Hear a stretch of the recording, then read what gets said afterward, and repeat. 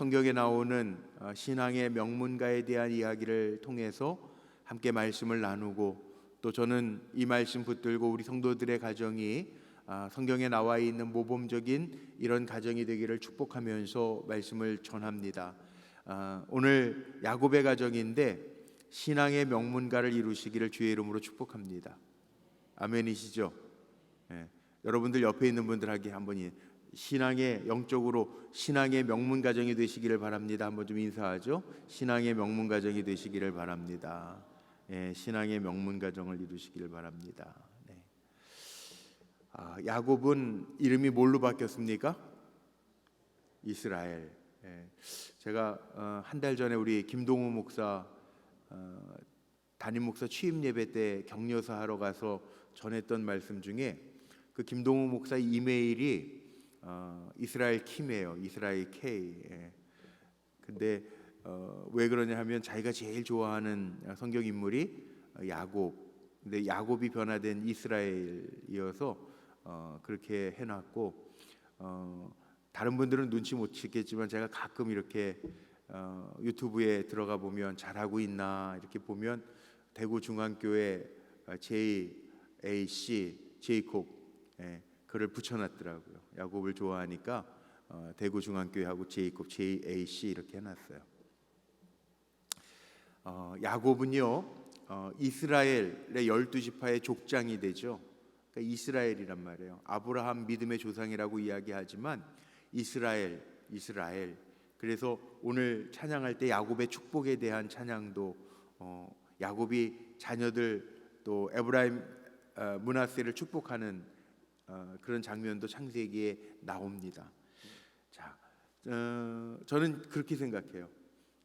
이게 믿음의 조상들인데 우리 불꽃교회 성도님들의 가정이 정말 야곱의 가정처럼 하나님께서 이렇게 이스라엘 우두머리 삼으시는 귀한 믿음의 가정들이 다 되셨으면 좋겠어요. 여러분 가정에 믿음의 역사가 충만하게 나타나기를 주님의 이름으로 정말 축복합니다. 뭐 신사도라고 조금 요즘에 그 평가를 달리하고 있기는 하지만 예전에 그 긍정의 힘을 썼던 조엘 오스틴 목사님 혹시 기억나십니까? 우리나라에서도 그 책이 베스트셀러가 돼서 엄청 팔렸는데 요즘에는 조금 뭐 이제 그 조엘 오스틴 목사님에 대한 평가가 뭐 조금 좋은 것도 있고 나쁜 것도 있어요. 뭐 신사도주의 뭐 이런 것들도 있고. 그런데 어쨌든 긍정의 힘은 아마 다 많이들 읽어보셨을 거예요. 저도 그게 2004년도에 나온 책인가 2005년도에 나온 책인가, 그런데 긍정의 힘 가지고 성경 공부를 제가 캐나다에서 시켰던 적도 사실은 있어요. 긍정의 힘. 한국에서도 굉장히 유행했던 책입니다. 그런데 그 조엘 오스틴 목사님이 긍정의 힘에서 그 자기 가정의 간증을 하나 써놨는데 1981년도에 어머니가 간암 말기 진단을 받습니다. 조엘 오스틴 목사님의 어머니가 간암 말기인데 병원에 갔더니 의사 선생님이 뭐라고 이야기를 하냐면 이제 몇 주 안 남았다는 거예요. 몇 년도 아니고 몇 달도 아니고 몇 주 안 남았다는 거예요. 그래가지고 다시 정밀 검사를 받았는데 똑같은 결론을 얻었어요. 아버지가 보면 기가 막히죠. 아내가 이제는 간암 말기로 인해서 몇 주 안 남은 인생을 산다. 그러니까 그 얘기는 뭐예요? 몇 주 안 남았다는 얘기는 이제 다 살았다는 게 이제 끝이다. 죽음을 준비해라. 뭐 이런 얘기잖아요. 그러니까 아버지가 돌아와서 그 온 식구들에게 이렇게 선포합니다. 의사가 포기했다면 이제부터는 하나님의 개입하실 시간이다. 책에서 그런 고백을 해요. 의사는 포기했지만, 의학적으로는 포기했지만 우리가 붙들 수 있는 것은 이제는 하나님의 은총밖에 없다라고 하는 이야기죠. 그래서 이제 기도하기 시작하는데 어머니는 그 몇 주 안 남은 진단을 받은 어머니는 영적으로 이제 천국 갈 준비를 해야 되니까 깨끗하게 청소하기 시작합니다. 내 마음의 미움, 시기, 질투 다 버리고 오히려 관계가 안 좋았던 미워했던 사람들에게는 용서를 구하는 편지를 일일이 써서 보내기도 하고 전화 통화기를 하기도 하고, 온 가족이 이제 얼마 안 남아서 엄마를 위해서 정말 기도해야 돼 이런 게 아니라 이런 불평이나 불안한 말 대신에 서로 용기를 불어넣어주고 이제는 하나님이 하실 시간이야 그러면서 기도하면서 격려하면서 나아가고, 또 성경에서 치유에 대한 말씀을 성경에 보면 뭐 시편 42편 뭐 병상 중에 누워 있을지라도 하나님이 붙들어 주시고 뭐 이런 말씀들, 그러니까는 그 성경에 나와 있는 치유에 대한 말씀들을 20개 30개씩 적어서 암기도 하고 날마다 읽고 선포도 합니다. 어떻게 됐을까요? 어떻게 됐을 것 같아요? 몇 주 못 살고 돌아가셨을까요?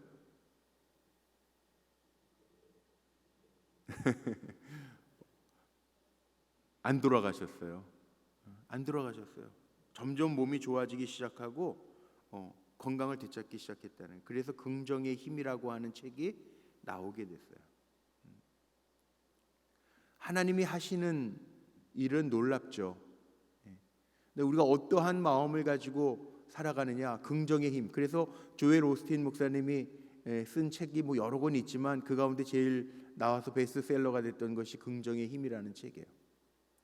제가 이번 주에도 정말 은혜로운 간증을 들었는데, 우리 지난 4월 29일 날이었죠.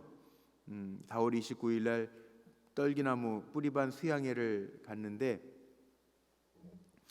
떨기반 수양회 가서 이제 기도회 할 때 마지막 항아리 기도라는 거, 그게 한 10년 전서부터 우리 뿌리반 만들면서 일기가 할 때 그 오늘 제가 성경 공부하고 올라왔는데, 카라 요즘 성경 공부하는데 토요일 날 하는데 자녀들까지 다 이렇게 모이기가 시간이 어려워서 금요일 날로 시간을 좀 바꿔서 제가 금요 철야 전에 지금 전에 한 1시간 반 성경 공부하고 왔거든요. 근데 박경철 집사님 가정 요즘에 하고 있는데, 그 박은미 집사님이 그때 떨기나무 수양회를 같이 올라갔었는데, 그때 올라가기 전에 저에게 그런 그 기도 제목을 줬어요. 지금은 지혜리가, 오늘도 우리 성경 공부 같이 했는데 막내 지혜리가 초등학교 1학년인데 그때 아이를 가졌는데 그 자궁 내막에 근종 혹이 7, 8cm 있어가지고 임신하고 혹이 발견이 돼가지고요. 이거 의사가 서울대학병원에서 이 혹을 제거하든지 혹을 제거하려면 아이를 유산시켜야 되는, 그러니까 고민되잖아요. 그런데 올라가서 그냥 기도하자 그러고 기도했는데, 그때 그렇게 토요일 날 기도하고 화요일 날 병원에 내려와서 검사 예정되어 있는 검사를 받았는데, 그때 8cm 되던 혹이 1.5cm로 팍 줄어버려 가지고 전혀 아이 문제 없이 낳고, 그 지혜리가 얼마나 똑똑한지 몰라요. 초등학교 1학년밖에 안 됐는데 오늘도 성경 공부 같이 하는데 얼마나 똑똑하고 얘기도 잘하고, 야.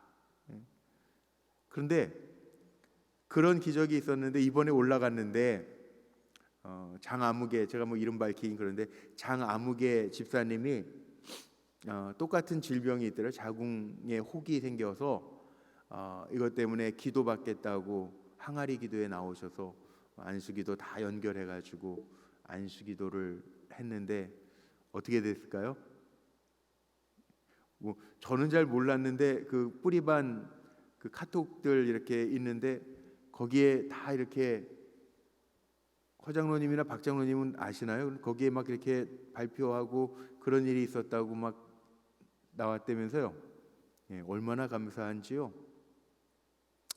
그 장 집사님이 지난주 주일날이었어요. 주일날 예배 마치고 가면서 목사님 이제 병원 가야 돼요. 화요일날 병원 가서 제 재검 받아요. 그리고 기도해 주세요. 그리고 기도받고 가셨거든요. 그런데 갔다 와서 우리 뿌리반 카톡방에다가 간증을 올리셨대요. 그 항아리 기도하면서 정말 이렇게 뜨겁게 기도해 주셔서 너무 감사한데 혹이 없어졌대. 네. 놀랍죠? 하나님 하시는 일이에요. 저는 이런 생각을 합니다. 가정이요, 문제가 없는 가정은 없어요. 네. 오늘도 우리 박 집사님 제가 카라 성경 공부 한 가정씩 만나서 한 달에 4번 만나서 성경 공부를 하는데, 이 가정은 아이가 넷이에요. 아이가 넷. 그러니까 뭐 아이들 기르면서 왜 문제가 없겠어요? 문제가 있기도 하고 또 입시 앞두고 있는 큰 아이도 있고 다 있어요. 그러면서 아빠는 또 내 아이를 잘 양육하기 위해서 뭐 사업도 해야 되고 여러 가지 있어요. 가정에 어느 가정이든지 참 살아가다 보면 어려운 문제들에 봉착할 때도 있습니다. 그런데 야곱의 가정도 마찬가지예요.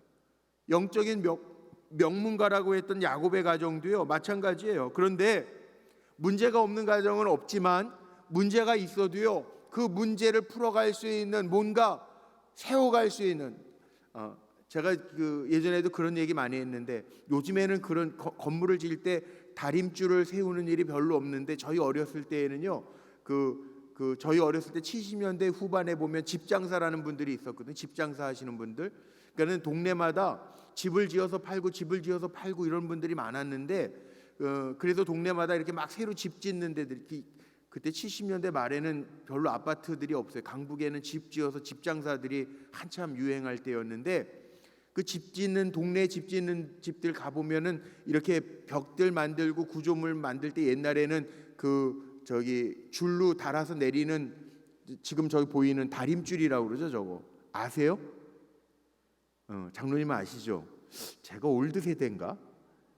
젊은 사람들은 잘 모르시더라고요. 근데 이 다림줄을 이렇게 해놓고 우리 건축하시는 우리 정장로님이나 이런 분들 다 아실 거예요. 그게 이렇게 벽을 세우는 거란 말이에요. 흔들리지 않고 삐뚤빼뚤되지 않게 잘 이 수평 맞춰가지고 세우는 것들을 해요. 그래야 건물이 잘 세워져요. 벽을 세우는 데 쓰이는 도구예요. 야곱의 가정에는요 잘 세우는 이 기준이 되는 게 있었다는 거죠. 기준이 되는 게 문제가 없는 게 아니라 문제는 있는데 기준이 되는 게 있었다는 거예요. 그러니까 우리에게도 우리 가정에도 기준이 되는 게 있어야 돼요. 제가 카라 성경 공부하면서 첫 번째 시간에 나누는 게 그거는 우리 그리스도인의 가정론에 대해서 제가 말하는데 가정마다 뭐가 있어야 되냐면 기준이 되는 게 있어야 돼요. 문제가 없는 가정은 아무 가정도 없습니다. 어떤 가정도 문제는 다 있습니다. 요즘에 더군다나 아이들도 많지 않고 하나 둘 낳기 때문에 아이들 기르면서 요즘에 참 심각한 게 우리 어린이집에서도 그런 일 있잖아요. 우리 장장로님 계실 때 그런 일. 이 애들이 이렇게 채끈에다가 여기 얼굴에 이게 채끈에다가 옆에 있는 애 이렇게 얼굴에 기스 조금 나도요. 그거 보고 안 해주면 엄마한테 전화해서 보고 안 해주면 난리가 나네.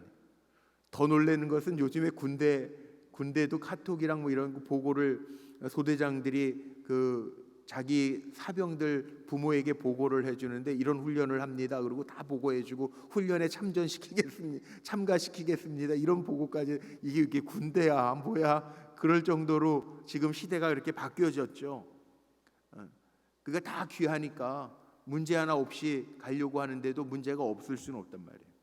그런데 이 야곱의 가정에 무슨 기준이 되는 무슨 다림줄이 있었느냐? 첫 번째는요. 이 야곱의 가정에 보면 위기는 다 어느 가정이나 있는데 위기가 아니라 하나님의 말씀이 있었다는. 오늘 1절에 그거 아니에요? 오늘 읽었던 1절 말씀에 하나님이 이렇게 시작합니다. 야곱의 가정에 문제가 있었는데 하나님의 말씀이 야곱의 가정에 있었다는 거예요. 이게 굉장히 중요한 거예요. 야곱이 12지파의 조상이 되었기 때문에 이스라엘 명문 중에 명문 가정이 되잖아요. 그런데 야곱의 가정에도요 문제는 있어요. 문제가 심각했죠. 어떻게 보면. 왜? 야곱의 아내가 몇 명이에요? 4명입니다. 아시는 것처럼 라반 외삼촌 집에 갔다가 야곱은 원래 외삼촌의 두 번째 딸 라헬을 사랑했는데 외삼촌이 속이죠. 레아 그 다음에 두 번째 라헬 주고 몸종들 비라와 실바까지 4명의 아내가 있어서 자녀들이요 12아들들이 있는데 이게 다 불화잖아. 불화. 그리고 요셉이 형들에게 미움을 받고 야곱이 라헬의 아들이었던 요셉을 특별히 사랑하니까 요셉을 나중에 죽이려고 하다가 차마 죽이지는 못하고 팔아 버리죠. 애굽으로. 이런 야곱의 가정에도 참 어려운 일이 있었는데 오늘 이 본문의 배경을 보면 35장의 말씀의 배경을 보면 야곱의 가정에 어떤 일이 있었어요? 이제 돌아가다가 세겜의 추장의 아들들에게 딸 디나가 어려운 일을 당한단 말이에요. 어려운 일을 당했을 때 레위와 시므온이 어떻게 했습니까? 속이죠. 또 디나를 아내 삼아서 사돈되게 하겠다라고 얘기하면서 어떻게 했어요? 다 할례 받게 해놓고 할례 받고 아픈 3일째 되던 날에 다 죽여버린단 말이에요. 싹쓸이 해버린단 말이에요. 문제가 심각해요. 이제 원수를 갚되 더 큰 문제들이 생겨지고 잘못하면 야곱의 아들들도 다 죽임을 당할 수 있는, 씨가 마를 수 있는 위기를 만납니다. 그런데 이런 위기 속에서요, 오늘 본문에 보니까 야곱의 가정에 뭐가 있냐면 하나님의 말씀이 있어요. 하나님이. 그래서 1절과 2절을 보면 하나님이 이렇게 1절은 시작하고 2절 말씀에 보면 어떻게 시작하죠? 야곱이 이렇게 시작합니다. 하나님의 말씀이 있고 하나님의 말씀에 반응하는 야곱의 모습이 나옵니다. 보세요. 1절에 뭐라고 돼요? 하나님이 야곱에게 이르시되 일어나 베델로 올라가서 거기 거주하며 내가 내 형 에서의 낯을 피하여 도망하던 때에 내게 나타났던 하나님께 거기서 제단을 쌓으라 하신지라. 위기에요, 하나님의 말씀이 있었어요. 어떤 사람들은 위기 때 위기의 이야기만 하고 듣는 사람이 있어요. 큰일 났다. 그런데 야곱의 가정에는요, 지금 뭐가 있냐면 위기의 말이 아니라 하나님의 말씀이 있었던 거예요. 베델로 올라가라는 하나님의 말씀. 야곱이 생각하는 위기하고 하나님이 생각하는 위기하고 지금 다릅니다. 야곱이 생각하는 위기는 어떤 거냐 하면 시므온과 레위가 이게 살인을 저질렀기 때문에 큰 위기가 우리에게 오겠다라고 하는 것이 야곱의 위기에 대한 생각이에요. 그런데 하나님의 생각은 달라요. 베델로 올라가라는 거예요. 네가 지금까지 형 에서의 낯을 피해서 도망갈 때, 바단 아람으로 갈 때, 도망갈 때 내가 너를 만났던 그 베델로 다시 올라가라는 거예요. 하나님의 말씀은요, 이거예요.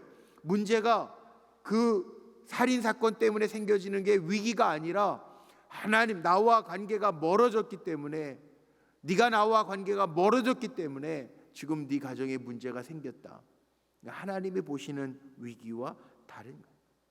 그런데 야곱이요, 참 놀라운 거죠. 하나님에 대한 말씀의 기준이 있으니까, 다림줄이 있으니까 하나님의 말씀대로 듣습니다. 말씀을 듣는다라고 하는 것은 하나님의 해석을 마음속에 담는 거예요. 우리가 살아가면서요, 이런 거 잘해야 돼요. 하나님이 나에게 주시는 말씀들이 있어요.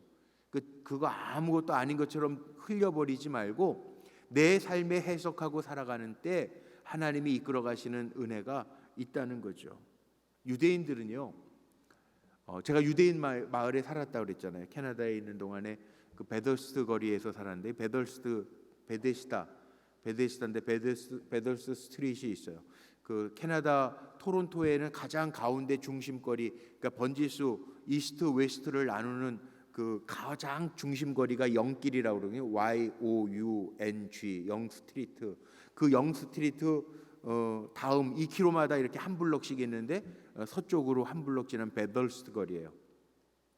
유대인들이 되게 많이 살고, 그래서 병우가 다녔던 그 초등학교나 그 중학교 고등학교들이 다 유대인 학교예요. 그래서 유대인 학교이기 때문에 참 재밌는 거는 그 장막절 같은 때 얘네들은 학교를 안 오는데요, 학교 안 가도 결석이 아니에요. 왜냐하면 선생님들도 안 오니까. 그런데 코리안이 학교를 안 가면 너는 유대인이 아닌데 왜 학교를 안 오냐고 결석이에요. 참 신기한 학교도 참 웃기는 학교들인데, 근데 유대인들이요, 그런 게 있어요. 디아스포라라고 그러잖아요. 거기는 이제 러시아 유대인들도, 러시아계 유대인들도 있고 독일계 유대인들도 있는데, 그 왜 그러냐면 유대인들은 2000년 전에 다 뿔뿔이 흩어져서 살았잖아요. 이게 디아스포라라고 하잖아요. 근데 유대인들은 정말 무서운 게, 지금 뭐 전 세계 그 경제권의 30-40%를 쥐고 흔드는 게 유대인, 미국의 유대인들이 엄청나죠. 근데 이 유대인들은요, 그렇게 디아스포라로 살았기 때문에 유대인들의 교육 가운데에는 그런 철학이 있습니다. 그러니까 흩어져서 살기 때문에 어디로 언제 흩어질지 모르기 때문에 유대인들이 갖는 직업은요, 어디로 흩어져도 살 수 있는 교육을 해요. 뭐 예를 들면 유대인들의 그래서 의사, 그다음에 재정권 많이 갖는 사람, 아니면 뭐 이런 사람들도 있어요. 피아노 조율사. 그러니까 어디를 가도 먹고 살 수 있는 직업을 갖는 거예요. 그렇게 훈련돼 있어요. 그리고 또 하나는 유대인들 교육 중에 남다른 게 있다면 토라 교육이라고 그러는데, 그 다음 세대를 위한 교육을 정말 철저하게 합니다. 이 회당. 근데 뭐 물론 이제 정통 유대인들은 정확하게 하시는 분들도 있지만, 그 우리 기독교인들 중에 뭐 이렇게 저 날라리 집사인데요 이런 것처럼 그렇게 하는 분들도 있어요. 뭐 차 타고 3.7km마다 회당이 있는데 그 차 걸어가거든요. 다 이렇게 버튼도 엘리베이터도 잘 안 누르고 그러는데, 어떤 사람들 이렇게 보면은 급할 때에는 이렇게 차 타고 가가지고 어디에다 차 세워놓고 사람들 보이는 데만 걸어가는 사람들도 있기는 있어요. 그런데 대부분 정말 철저하게 해요. 그래서 뭐 아이들 성인식 할 때 13살 되면 성인식에 초청도 하고 그러는데, 어쨌든 이 다음 세대 자녀들에게요 정말 회당에서 철저하게 성경 교육을 합니다. 토라 교육. 그래서 그 모세오경 교육을 다 마치고 성인식을 할 때는 친구들을 초청해서 그 토라에 대한 강의를 다 하는 거를 막 발표하기도 하고 그런 일들도 합니다. 왜 그럴까요? 유대인들의 마음속에는 그런 게 있어요. 자기네들이 이렇게 세상에서 흩어져서 디아스포라로 살게 된 이유는 하나님의 말씀을 준행하지 않았기 때문에, 따르지 않았기 때문에 이렇게 힘들게 하나님이 흩어놓았다라고 하는 마음을 가지고 삽니다. 그래서 말씀에 대한 것을 늘 기준 삼아요. 물론 그들에게는 신약 성경은 인정하지 아니하고, 제가 한번 물어봤더니 그러더라고요. 유대인들은 우리 기독교를 자기네 유대교에서 분파돼서 나간 하나의 그 뭐라 그래요? 섹트, 그러니까는 조그마한 이 종교다. 그러니까 분파돼서 나간 하나의 공동체다라고 하는 의식이 있더라고요. 그러나 유대인들에게는 철저한 게 하나 있는데, 그 말씀에 기준 삼고 살려고 하는 것은 아주 철저해요. 오늘 야곱의 가정에 그게 있는 거예요. 말씀의 다림줄이 있는 거예요. 우리 성도님들의 가정에도 믿음의 명문가를 이루기 위해서는요, 우리의 기준은 세상의 기준이 되면 안 돼요. 우리의 기준은 세상의 기준이 아니고, 세상 따라가는 게 아니고, 신앙의 명문가를 이루기 위해서는 저는 우리 불꽃교회 성도님들의 가정에 야곱의 가정처럼 하나님이 말씀하실 때 야곱이 준행하면서 그렇게 행했던 것처럼 말씀의 다림줄이 있는 가정이 되시기를 주님의 이름으로 축복합니다. 그래서 야곱의 가정을 보세요. 두 번째 다림줄이 있는데 뭐냐 하면, 단순히 해결하려고 하는 것이 목적이 아니라 예배가 세워집니다. 야곱의 가정은 지금 위기 가운데 있는데 빨리 문제를 해결하지 않으면 안 될 상황인데, 하나님은 해결이 아니라 베델로 올라가라, 거기에서 제단을 쌓으라, 하나님 그렇게 말씀하셨거든요. 베델로 올라가서 단을 쌓으라고 말씀하셨을 때, 이 베델은요 사실 인간적으로 보면 야곱의 가정은 빨리 도망가야 되잖아요. 해결하려면 도망가든지 어떤 수를 내야 되는데, 지금 베델은 오히려 세겜 족속이 있는 방향이에요. 세겜 쪽으로 가라는 거예요. 베델로 가라는 거예요. 즉 적진으로 더 깊이 들어가라는 거예요. 어떻게 보면 하나님 그렇게 하라고 하시는 것은 해결책이 아니에요. 그런데 놀라운 것은 2절 말씀에 야곱이 어떻게 하나 보세요. 오늘 2절 말씀에 이렇게 기록되어 있어요. 야곱이 이에 하나님의 말씀을 받고 이에 자기 집 사람과 자기와 함께한 모든 자에게 이르되, 너희 중에 이방 신상을 버리고 자기를 정결하게 하고 그리고 의복을 바꿔라. 우리가 일어나 베델로 올라가자. 지금 베델로 올라가서 단을 쌓으라고 하는 하나님의 말씀에 야곱이 무엇을 하냐 하면, 이에 지금 자기를 돌아보며 결단하는 게 있어요. 세 가지를 실천합니다. 이에 뭐를 하냐면 이방 신상을 버리고 우상을 제거합니다. 그리고 의복을 바꾸고 그리고 가족 전체가 단을 향해서 기도합니다. 이게 무슨 얘기냐면 하나님의 말씀처럼 하나님이 명령하신 것처럼 야곱의 가정에 지금 뭐가 있냐면 이방 신상이 있고 정결함이 없다는 얘기죠. 정결하게 하고 의복을 바꿔라. 이 얘기는 정결함이 없다는 얘기죠. 믿음으로 하나가 되어서 하나님 앞에 온전한 예배를 드리지 못했던 가정이라고 하는 이야기죠. 하나님의 말씀이 임할 때 그 말씀을 기준 삼아서 야곱은요 지금 하나님의 말씀대로 뭘 합니까? 해결의 방법을 간구하는 것이 아니라 예배를 회복하고 있어요. 우리에게 예배가 필요한 것은 우리를 돌아보는 가장 좋은 방법, 우리를 정결하게 거룩하게 하는 가장 좋은 방법이 예배이기 때문에 그래요. 지난주에도 제가 말씀드렸습니다만 요즘에 레위기 말씀으로 큐티를 하고 있는데 하나님께서 출애굽기 마지막에 보면 언약 백성 이스라엘 백성에게 성막을 지시하셔서 성막을 하나님의 말씀대로 모세가 아론의 자손들이 레위 자손들이 완성을 해요. 그리고 나서 성막이 완성되고 출애굽기는 끝나고요. 레위기 시작하면서 무슨 얘기가 나오냐면 번제로부터 시작해서 제사법이 나옵니다. 왜 제사법을 하나님이 이스라엘 백성에게 성막에서 하나님의 임재를 상징하는 성막에서 드리라고 했냐 하면 다른 이유가 없어요.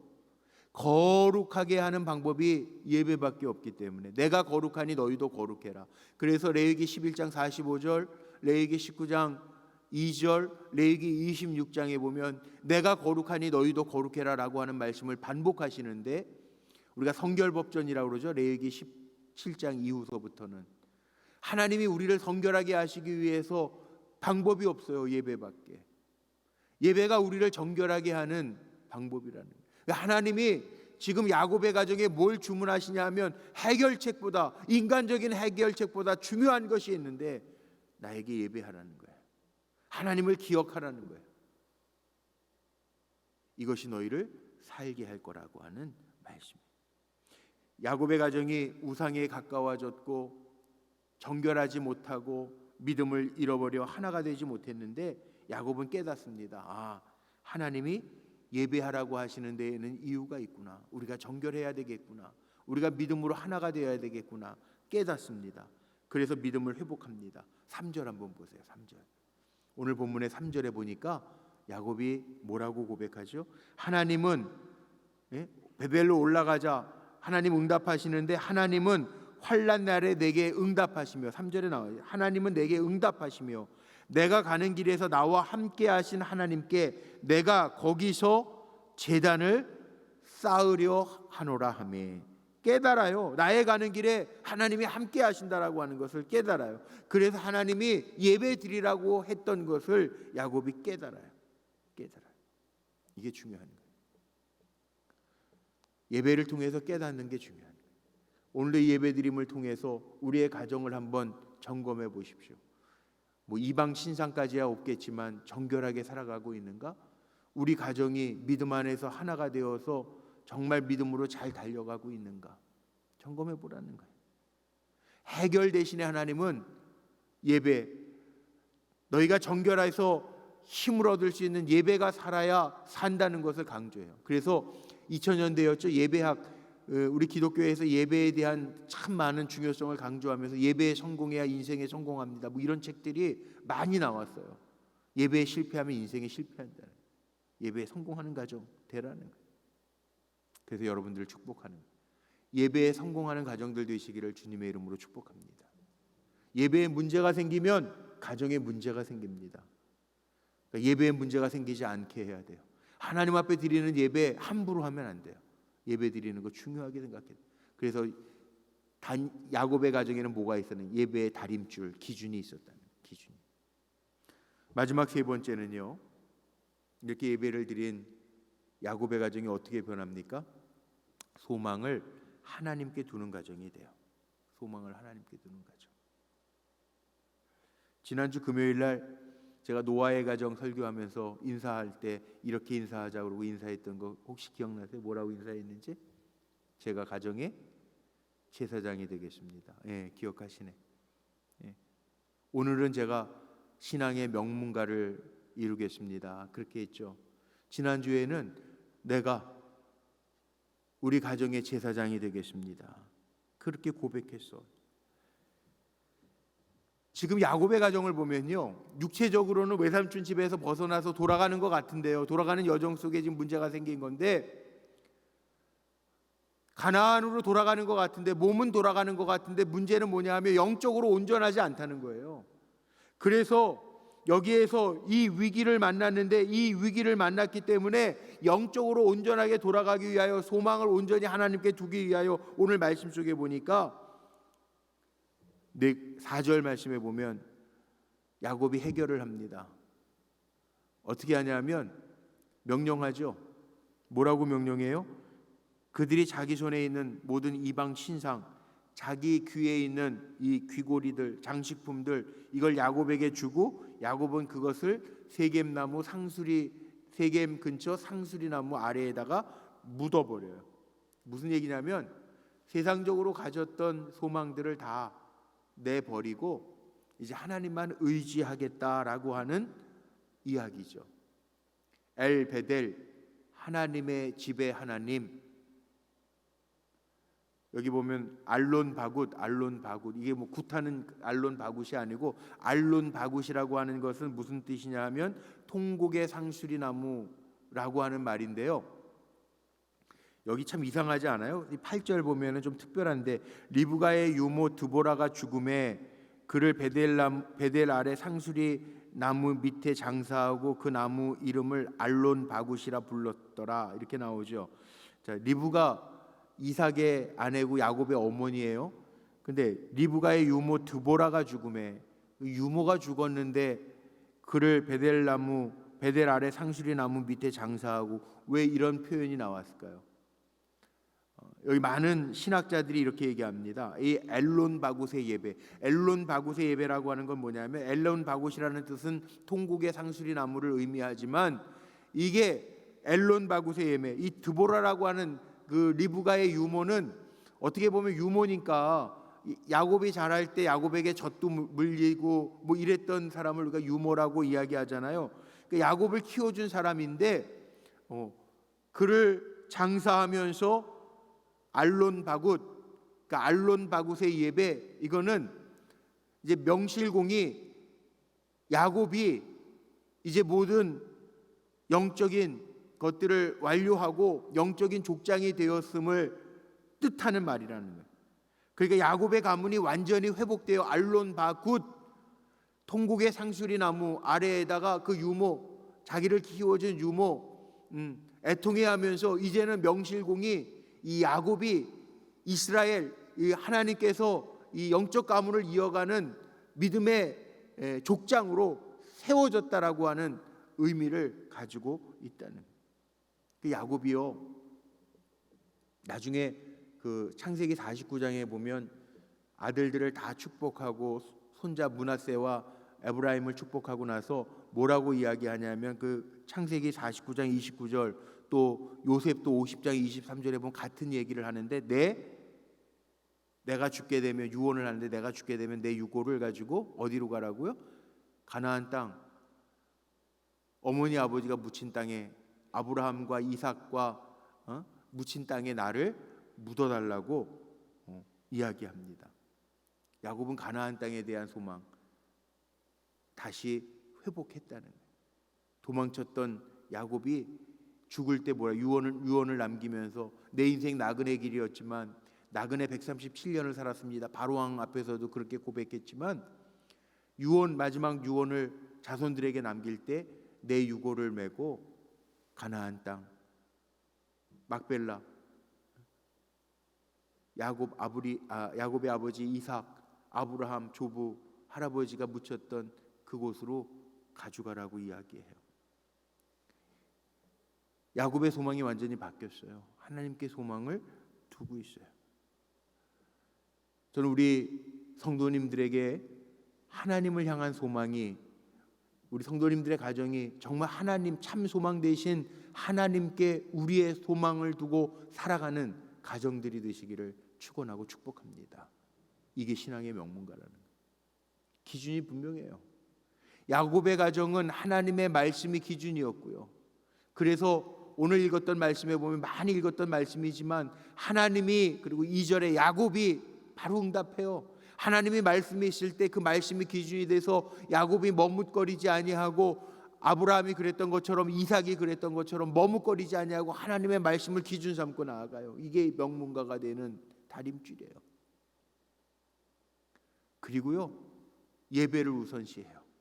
올라가란 말이에요. 세겜 사람들이 있어 겁날 텐데 그쪽을 향해서 가서 너 하나님 만났던, 나를 만나서 네가 결단했던 그 베델, 거기 가서 엘베델, 하나님의 집에 하나님을 다시 만나라는 거예요. 하나님의 집에 하나님을 다시 만나라는, 예배가 살아있다. 우리 성도님들의 가정이 신앙의 명문가가 되려면 뭐 해야 된다고요? 예배가 살아있어야 돼요. 예배가. 이 신앙의 명문가가 아닌 가정은, 야, 뭐 종교 자유가 있는데 그래 너는 절에 가서 불공해라, 아빠 엄마는 교회 간다, 이런 거 아니에요. 우리의 영혼이 오직 예수가 길이요 진리요 생명인 것을 우리가 확신한다면 내 사랑하는 자녀들이 천국에서 만나야 될 거 아니에요. 내버려두는 부모가 어디 있어요. 어떻게 해서든 그 영혼을 붙들고 기도하고 천국에 오게 가게 해야 되잖아요. 아니 정말 우리 교회 권사님 중에 그런 분 계셨어요. 새벽에 그 아들, 교회도 안 나오고 그냥 세상에 빠져 사는 아들 때문에 어머니가 새벽 예배 오면서 신발이라도 신발 주머니에다 넣어가지고 신발 가지고 와서 눈물로 기도하던 권사님 계셨다니까. 그런 마음이 부모 마음에 있어야 돼요. 하나님에 대한 확신이 있으면 그런 마음이 있어요. 예배로 살리게 하는, 예배가 방법이라니까요. 예배가 우리를 거룩하게 하는 거기 때문에 레위기에서 그렇게 강조하는 거라니까요. 그리고 세 번째가 참 소망이 하나님께 있어야 신앙의 명문가라. 우리의 소망은요, 세상에 두지 마세요. 그건 다 없어져요. 가져가는 거 아무도 없어요. 아무리 부자라도 가져가는 거 없어요. 가져가는 거 없어요. 우리의 마음, 하나님을 향한 마음이 변하지 않으면 돼요. 어느 집사님 신방을 갔는데 제가 신방 가가지고 예배드리고, 제가 창세기 26장 12절 사업 신방이니까 사업장 가서 그해 어려운 때 그랄 지방에서 그 땅에서, 그 해에 그 땅에서 어려운 때 흉년의 때 그 땅에서 알지 못하는 그랄 지방에서 농사하여 100배의 축복을 거뒀다. 이 말씀 가지고 제가 축복 신방을 하면서 지금 소득이 얼마냐고 그랬더니 그 집사님이 그러더라고. 연 매출액이 한 150억 된대요. 그러면 100배면 얼마야 이게? 100배면 얼마예요? 1조가 넘는 거지. 그러니까는 집사님 정말 제 마음에 뜨거운 도전. 우리 불꽃교회 집사님들도 너무 좋아. 뭐라고 저에게 질문해, 목사님, 아멘하고 그 말씀을 그대로 받는데 정말 100배의 축복을 받아서 150억 매출이지만 뭐 6천억, 1조 이렇게 넘어갈 때에도 제 마음이 변하지 않을까요? 어떻게 하는 게 안 변하는 마음으로 할까요? 하는 걸까요, 사업을? 이렇게 질문해서 제가 또 잘 설명을 해줬어요. 처음 마음, 초심 마음, 하나님을 의지하면서 감당하는 마음, 그거 변하지 않으면 된다고. 차도 바뀔 수 있죠. 예를 들어서 150억 할 때 카니발 타고 다닌다. 그 카니발 타고 다닌다. 뭐 1조가 넘어서 그렇게 해서 외적으로 앉아 있는 사무실도 달라질 수 있고 타고 다니는 차도 달라질 수 있죠. 외적으로는. 그러나 그 마음의 중심에 참 소망이신 하나님, 나를 복되게 하신 하나님, 그 하나님을 잊지 말고 살면 됩니다. 사업이 커졌다고 예배 등한히 하고 다른 사람 무시하고 그렇게 하지 아니하고 하면 됩니다. 아멘 그러시더라고요. 지금처럼 직장에 가서 예배 드리는데 지금처럼 뭐 대리 뭐 부장들 다 있는데 같이 제가 공장 이렇게 견학시켜 주면서 소개해 주는데 정말 공손하게 다 대하는 거예요. 참 잘하시는 거라고. 사람을 귀하게 여기고 잘 대해 주니까 따르는 사람도 잘 해주고, 그런 마음이 안 변하면 되는 거잖아요. 그거잖아요. 우리 마찬가지예요. 세상에서 사는 동안에는요, 우리가 참 소망이 어디에다 두고 살아가느냐, 그거 중요해요. 물질에만 두고 사는 사람이 껍질만 신앙인이고 알맹이는 내 세상적으로 사는 사람, 하나님 안 기뻐하세요. 왜냐하면 하나님은 우리의 중심까지 다 아시니까. 정말 신앙의 명문가를 이루려면 다른 거 없어요. 오늘 말씀 그대로예요. 잊지 마세요. 내가 어디에다가 중심을 두고 사는가? 다림줄이 어디에 있는가? 하나님의 말씀에 있고 예배에 있고 참 소망이 하나님께 있다면 우리 불꽃교회 성도님의 가정은 뭐다? 신앙의 명문가다. 그렇게 되시기를 주님의 이름으로 축복합니다. 우리 찬양할게요.